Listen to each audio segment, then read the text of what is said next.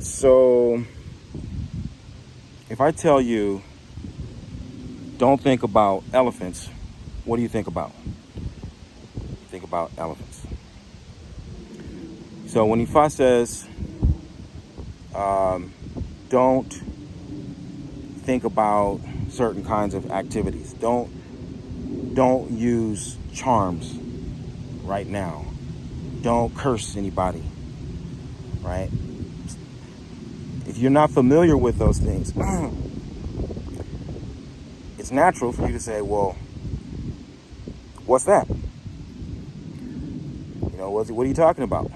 And then once you know what it is, you may still be inclined to ask, well, why not? Why shouldn't I do that? And so that's natural, right? It's a natural, I guess, mental reflex.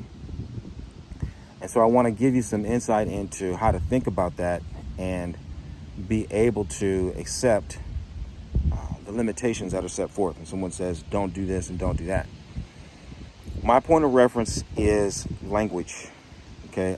I find that language provides a really good analogy and framework for understanding what we're doing as we learn a religious practice, because at the end of the day, that's what we're doing. We're learning a religious practice, okay?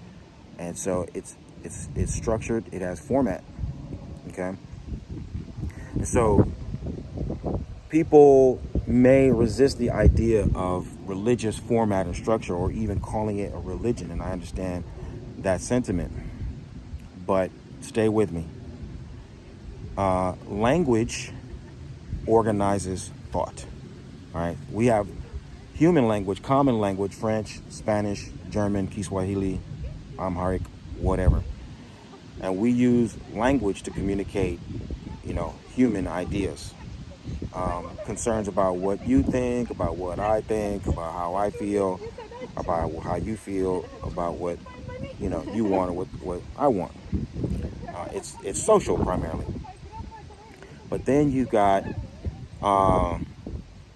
religion, which is the language of the spirit, right? And so human experience, we can assume, is relatively universal. We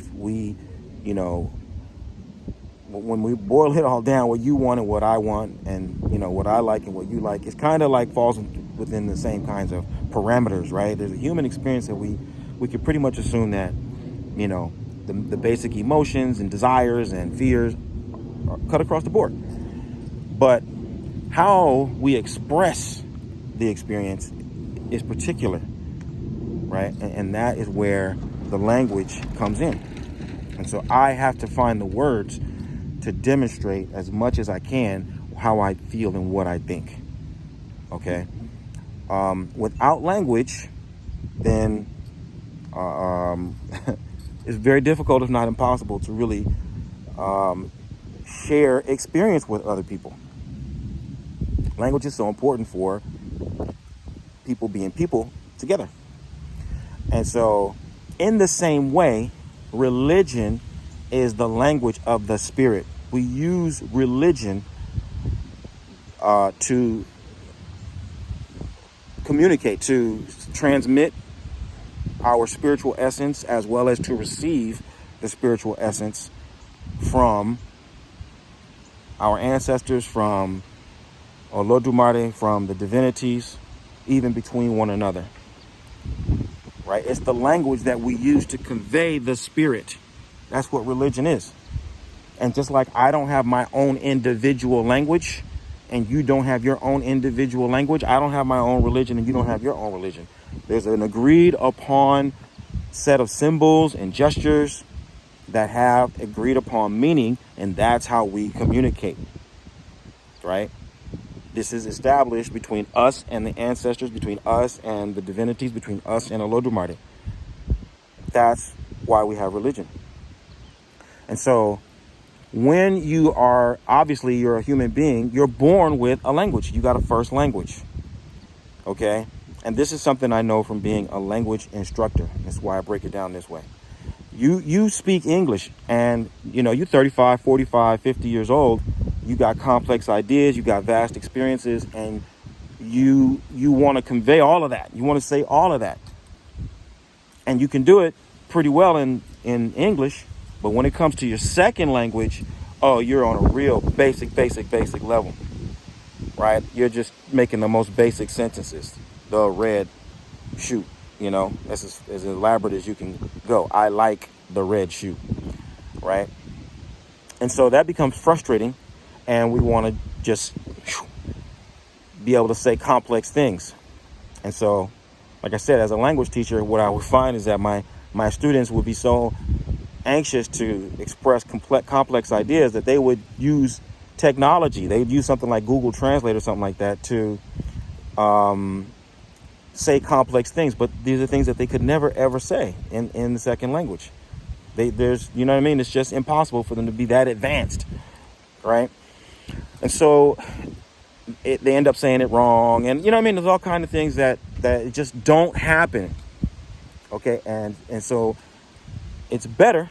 It takes more time. It requires more patience and more diligence, but it's better if you take your time and you build your vocabulary and you build your understanding of the grammar and you go through all the steps to really, cultivate dexterity in your second language.